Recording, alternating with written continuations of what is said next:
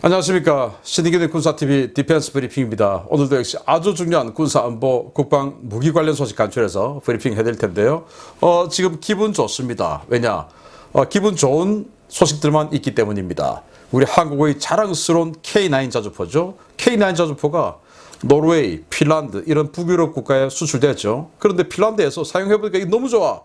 그래서 더 사자 해서 더 팔기로 했답니다. 어떻게 된 상황인지 알려드리겠고, 또 우리 K2 흑표전차, 이 K2 흑표전차를 최초로 기술을 도입해갔던 나라가 있죠. 터키입니다. 그런데 터키가 지금 미국 제재 받느라고, 이 또 독일로부터 제재 받느라고 여기에 엔진, 트랜스미션 같은 이 파워팩을 지금까지 못 얹어서 개발은 우리보다 먼저 했는데 이 탱크를 띄우지를 못하고 있습니다. 그런데 여기에 우리 한국제 파워팩, 엔진과 트랜스미션을 싣겠다라고 하는 결정을 했답니다. 사인했다고 합니다. 소식 알려드리겠습니다. 우리나라 K9 자주포를 구매한 핀란드 육군이 자주포의 성능에 대단히 만족하며 계약 당시 걸었던 옵션을 추가 행사해서 5문을 추가로 도입하기로 했다는 소식입니다. 핀란드군의 평가가 워낙 좋아 노후화된 PSH-74 자주포를 대체할 추가 물량 수출도 기대됩니다. 핀란드 국방부가 당초 48문을 수입하기로 했던 한국산 K9 자주포 도입 물량을 더 늘려서 5대의 옵션을 행사하기로 결정했으며, 이에 따라 도입 수량이 53문으로 늘어나게 되었다고 아미 리코그니션이 현지 시각 10월 22일 보도했습니다. 이번 계약은 지난 2017년 체결된 중고 K9 자주포 48문 도입 계약에 옵션 조항으로 걸려있던 5문 추가 도입을 확정 지은 것인데요. 핀란드는 1억 4,600만 유로에 K9 자주포 48문을 성능 개량해서 도입하고 운용 평가 내용을 검토해서 추가 도입 여부를 결정한다는 방침을 정한 바 있었습니다. 핀란드 육군에서 PSH-17로 명명해 사용 중인 이 K9 자주포는 우리 육군이 사용하던 K9 자주포 가운데 창정비를 마친 차량을 K9A1 사량으로 개량해서 신품에 가깝게 만든 뒤에 이를 핀란드에 이전하는 방식으로 수출이 이루어졌는데요. 장기간 사용한 중고품이지만 신품에 가까운 대당 40억 원으로 가격이 책정되어 판매되었습니다. 핀란드는 육군 참모총장과 주요 정치인들이 K9의 실사격 훈련을 보고 찬사를 쏟아내며 추가 도입 여론이 강하게 형성되었던 것으로 전해졌는데요. 이에 따라 현재 74문을 운용 중인 구소련제 구형 122mm 자주포인 2S1 핀란드명 PSH-74 자주포 물량도 K9으로 대체하자는 주장에 힘이 실리고 있습니다. 핀란드는 러시아와 직접 국경을 맞대고 있는 나라로 최근 급격히 서방과 관계가 강화되면서 러시아와 불편한 관계들이 만들어지고 있는데요.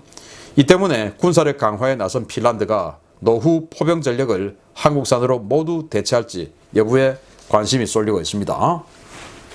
야, K9 자주포 핀란드 색깔이 우리하고는 조금 다르죠. 먼지 잔뜩 먹어가지고 밑은 황토색이고 위는 그래도 이 짙은 우드그레인 색깔이 남아있네요. 핀란드가 48문의 중고 K9을 사갔어요. 우리 한국 육군이 2000년대 초반부터 도입을 하기 시작했던 이 K9 자주포, 한 15년 이렇게 쓰면 창정비 해야 되죠. 그래서 창정비가 들어갔을 때 K9A1 버전으로 개량을 합니다. 왜냐, 이 K9 처음 만들었을 때 그때는 컴퓨터도 구식이고 이러다 보니까 486 컴퓨터 들어갔어요. 그런데 2010년대 되어서 486이 웬 말이냐, 지금 MS-DOS가 웬 말이냐, 윈도우 시대에. 그래서 이제 계산도 늦고 성능도 떨어지고, 그렇게 성능 떨어지는데도 부품이 없으니까 가격은 또 훨씬 비싸고, 아니 2010년대 2020년대 486 컴퓨터 살려면 그 부품값이 얼마나 비싸겠습니까?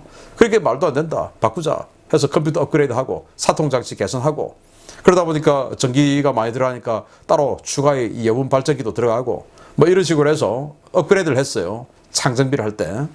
그 업그레이드에서 나온 게 이제 K9A1입니다. 이걸 사갔습니다. 그러니까 우리 한국 육군 모 부대에서 사용하던 것을 사갔으니까 우리 한국 육군 빨리 또 생산해서 그 대신 새 거 우린 받아간 거죠. 그래서 누이 좋고 매부 좋고.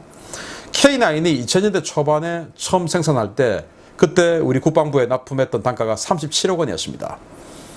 새거 가격이. 그런데 물론 한 15년 지나서 도입을 하는 것이 되기 때문에 지금 도입하면 훨씬 더 비싸겠죠. 한 50억 원 넘겠죠.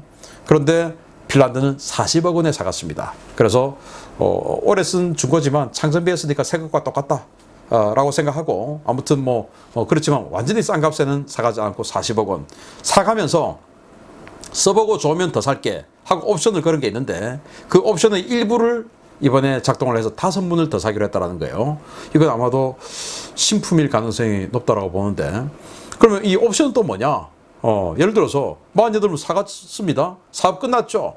그런데 노르웨이 입장에서는 이거 더 사자 했는데 5문만 지금 도입하면 대당 100억 원씩 하지 않겠습니까? 규모의 경제. 5문만 사는데 40억 원, 50원에 팔겠습니까?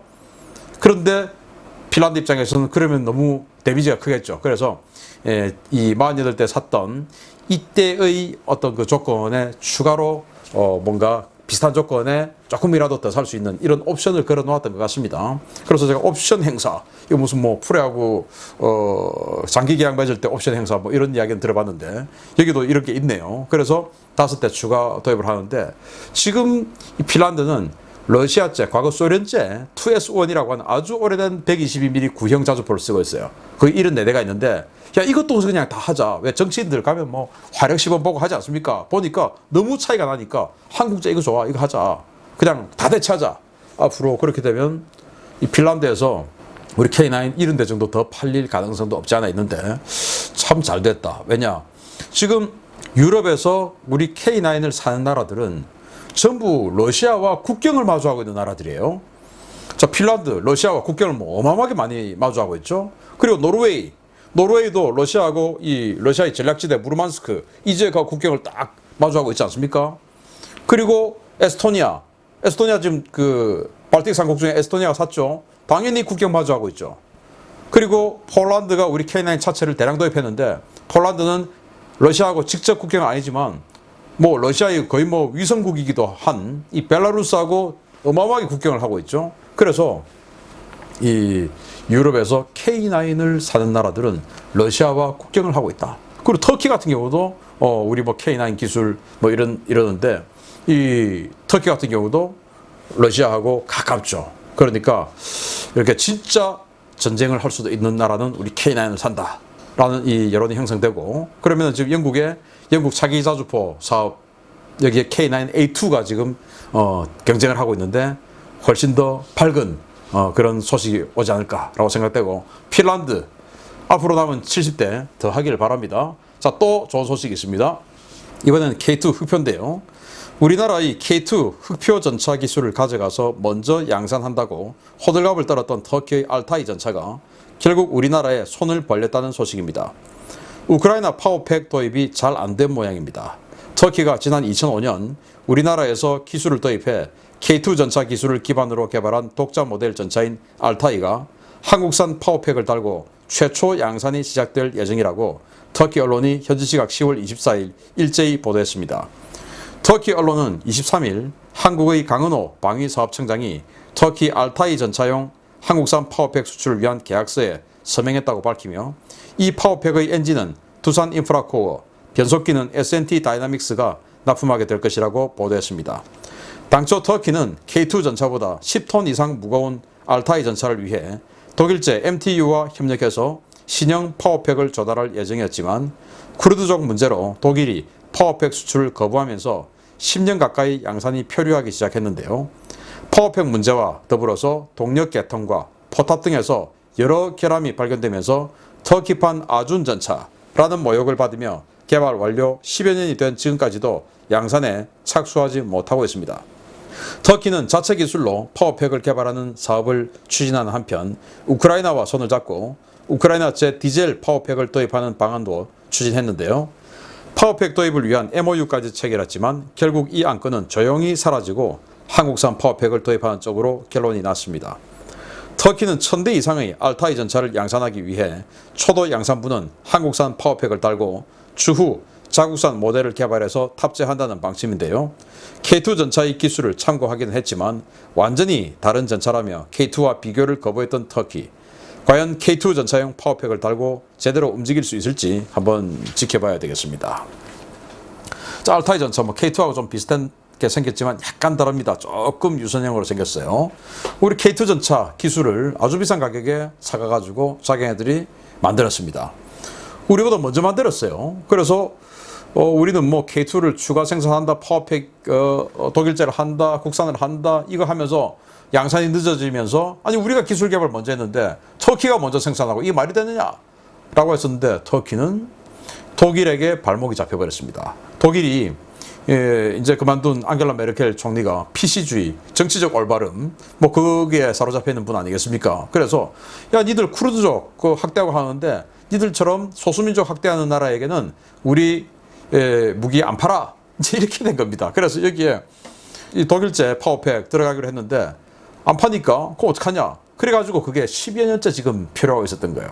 그래서 도저히 안 되니까 그러면 우크라이나에 사자 해서 작년부터 우크라이나에다가 자신들의 TB2, 바이락타르 TB2 아주 저가형 무인기 있지 않습니까? 그걸 우크라이나에 제공하고, 우크라이나는 자신들이 만든 이 그 파워팩, 디젤, 그걸 여기다가 넘겨주고, 이렇게 하기로 했는데 다 되는 것 같았어요.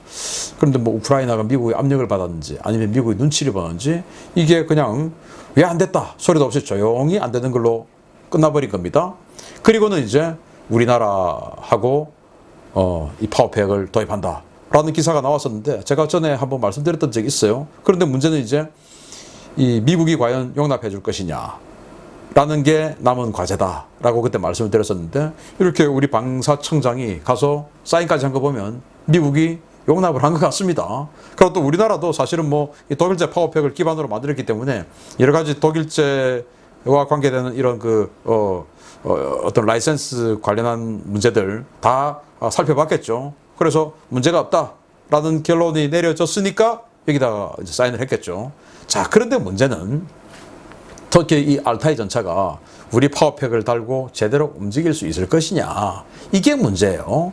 자, 일단 우리 K2 전차가 왜 그렇게 딜레이가 됐느냐, 파워팩이 성능이 제대로 안 나와서 딜레이가 되었습니다.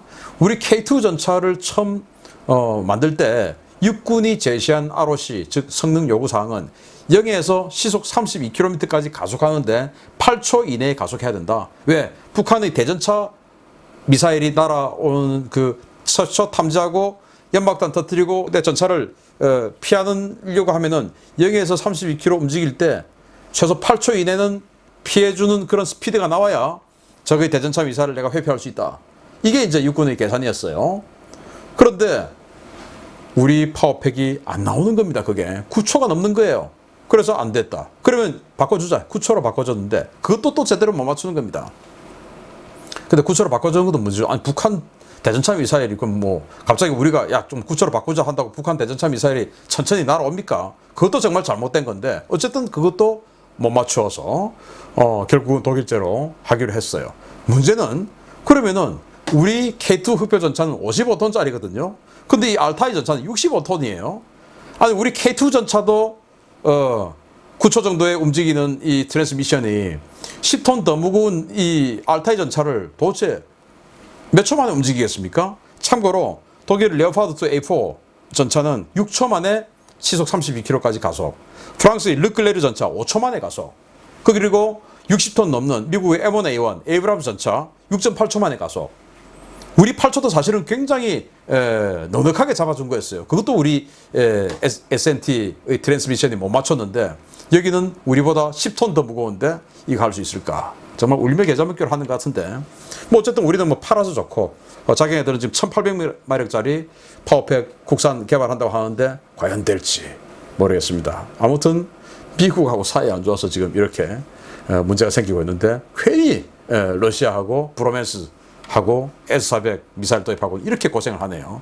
아무튼 우리 파워팩 팔아서 좋지만 터키가 걱정됩니다. 마치겠습니다. 감사합니다.